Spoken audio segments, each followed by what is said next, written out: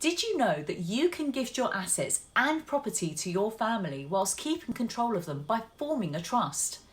The trust could then become a part of the inheritance that you may wish to pass on to your loved ones. A trust is a great way to keep control of your assets and property or properties whilst you are still alive, and the distribution of your assets to be dealt with in a certain way. You would nominate who the beneficiaries of the trust will be, and this person or persons are considered the trustees of the trust. Legally, and at a point that you would have specified, which could be whilst you are still alive or after you have passed, the ownership of the trust and its assets passes from you to the trustees of the trust, according to your wishes in your will, and it is then that the trustees become the owner of the assets. Once the trustees inherit the trust, they are under an obligation to look after the assets according to the terms set out by you.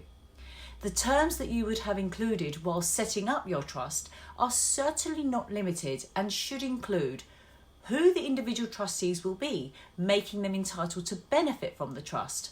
how the trust will generate income and how that will be distributed and possibly reinvested into the trust, and who will operate the trust. Trusts are set up for a number of reasons, including but not limited to take control and to try and protect family assets, when somebody is too young to handle their affairs or assets that they may have inherited, when someone cannot handle their affairs because they're incapacitated, to pass on assets to your loved ones while you are still alive, or to pass on assets when you die, a will trust. When considering setting up a trust, it is advisable to seek advice from both an expert legal and tax and accountant specialist. Trusts can be very complicated vehicles, so take the time to understand it thoroughly to ensure that it will serve the purpose that you will be setting it up for.